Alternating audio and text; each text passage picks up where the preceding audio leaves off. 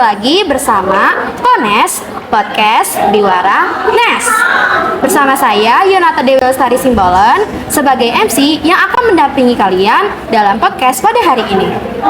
Sebelum itu, kita punya 3 narasumber nih yang bakal ikut berkontribusi dalam berjalannya podcast pada hari ini. Dimulai dari Tata ini ya. Halo semuanya, perkenalkan nama saya Kasualinta Azahra. Halo semuanya, perkenalkan nama saya Joyce Valentina Teresia Damani. Halo semuanya, perkenalkan nama aku Dwi Rahayu. Oke, terima kasih atas perkenalannya bagi Tata-Tata di depan tadi. Oh iya, untuk hari ini kita bakal membahas podcast tentang organisasi. Sebelum itu, kita bakal ngomongin tentang organisasi. Oh iya, teman-teman, kalau kalian notice, pemuda sekarang itu benar-benar punya semangat organisasi yang sangat besar loh. Even mereka punya tugas sekolah, mereka juga masih bisa menyempatkan waktu untuk ikut organisasi dan juga ekstrakurikuler. Contohnya kayak ekstrakurikuler MPK, ekstrakurikuler paskibra, atau enggak bulu tangkis, voli, dan juga bisa ikut dari organisasi OSIS, MPK, FPSH, dan lain sebagainya. Nah, dibalik dari semua organisasi yang sudah ada pada zaman sekarang, ada salah satu organisasi yang menjadi pelopor dalam penegakan kemerdekaan Indonesia. Kalau kalian kepo, kita mau tebak-tebakan nih buat tata-tata di depan. Kira-kira tata-tata tahu nggak sih organisasi yang didirikan pada tahun 1908? Ada yang tahu nggak nih? Aku tahu. Jadi ada nih organisasi pertama di Indonesia yang diresmikan pada tahun 1908. Jadi organisasi ini tuh yang didirikan oleh pelajar Stovia di Jakarta. Nah, pendirinya yaitu Dr. Wahidin Sudirohusodo. Nah, jadi mereka ini tuh pertamanya si mahasiswanya ini resah nih kenapa masyarakat pribumi ini tuh tentang pendidikan itu sangat rendah banget. Jadi mereka ini mulai mikir ini caranya gimana biar masyarakat pribumi ini tuh mulai sadar bahwa pendidikan itu penting. Jadi mereka ini ngebentuk nih suatu organisasi pertama di Indonesia yang namanya Budi Utomo. Oke, tepuk tangan buat jawaban dari Tata Lintang. Yeay. Benar banget nih guys. Jadi organisasi yang didirikan pada tahun 1908 itu adalah Budi Utomo. Jadi sudah jelas ya. Pembahasan atau topik pada podcast pada hari ini itu adalah organisasi Budi Utomo dan juga Serikat Islam. Sebelum itu, aku mau tanya nih buat teteh-teteh, kira-kira organisasi Budi Utomo itu kan tujuannya itu kan untuk apa tadi teh? Untuk apa ya kira-kira? Menyadarkan masyarakat pribumi kalau ternyata pendidikan itu penting banget untuk memajukan bangsa Indonesia.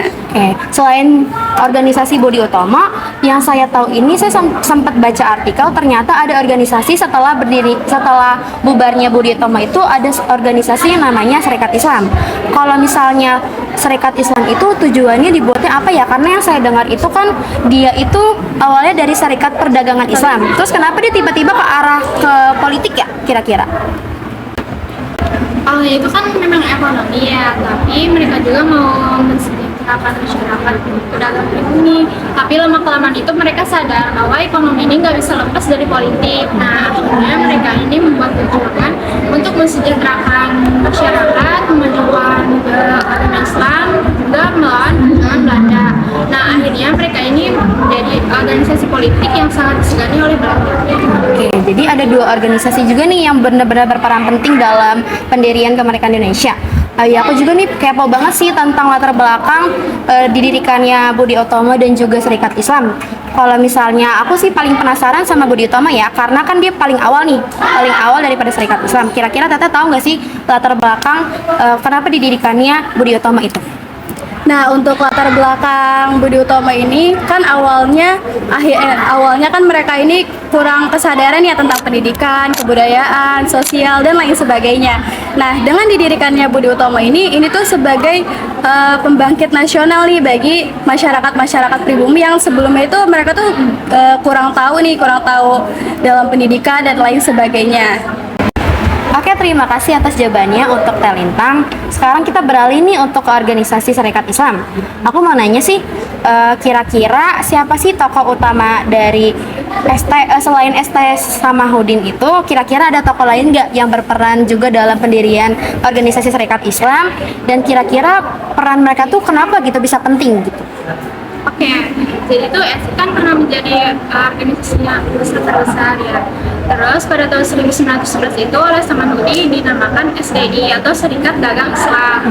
Lalu pada tahun 1915 itu diubah menjadi SI oleh Haji Umar Said Djokroaminoto.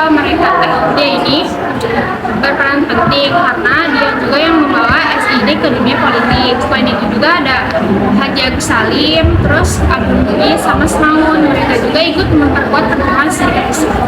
Jadi itu tokoh-tokoh juga ya yang di balik layarnya mungkin, atau memang di situ di balik layarnya ya? Oke. Oh iya, aku juga kepo juga sih tentang kenapa sih Serikat Islam itu perannya penting banget gitu dalam perjuangan kemerdekaan kira-kira.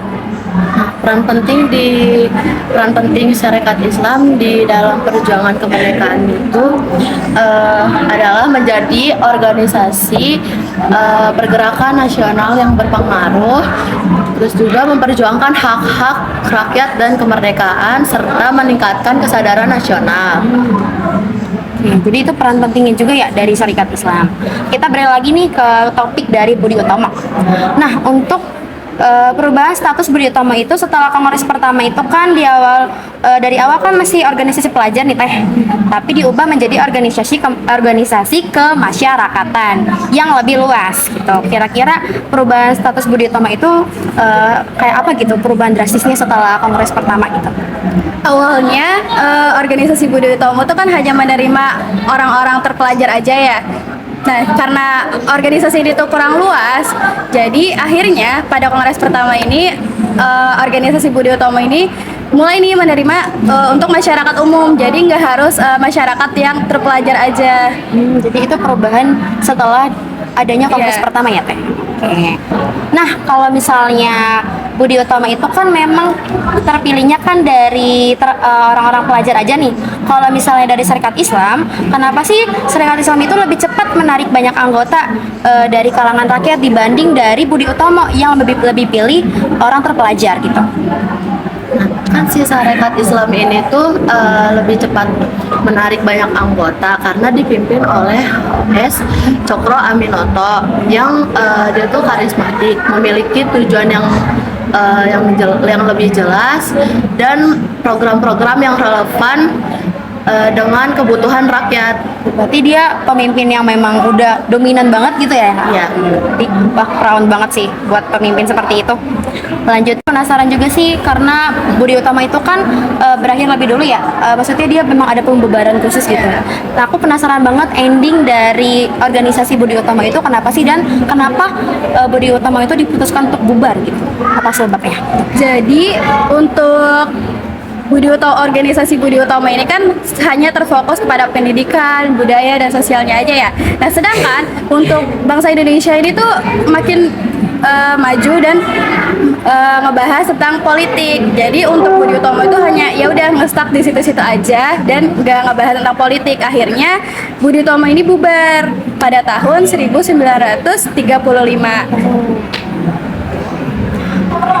Oke, aku udah tahu banget nih tentang ending dari organisasi Budi Utomo. Sekarang juga aku lebih kepo sih sama ending dari organisasi Serikat Islam karena itu kan organisasi organisasi yang berpengaruh di akhir nih. Kira-kira endingnya gimana sih tentang dari organisasi Serikat Islam itu? Nah, kan si Serikat Islam ini didirikan pada tahun 1912 oleh HOS Djokroaminoto.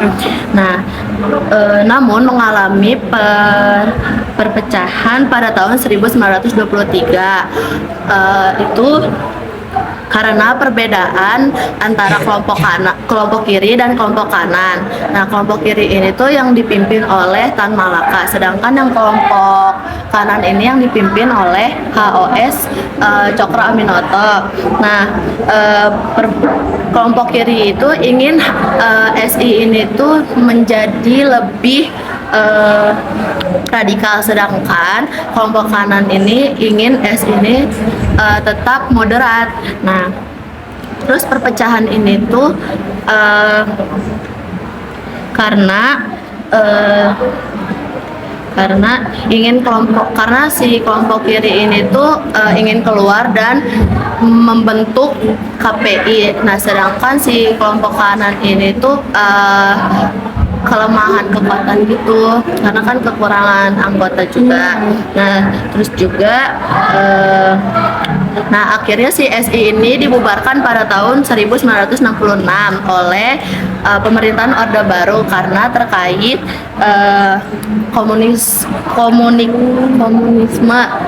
Berarti ada kaitannya juga ya sama komunisme. Jadi itu ending dari Serikat Islam itu mungkin faktor dari utamanya itu karena konflik ya, dari perpecahan, mungkin juga karena kesalahpahaman dari kedua belah pihak.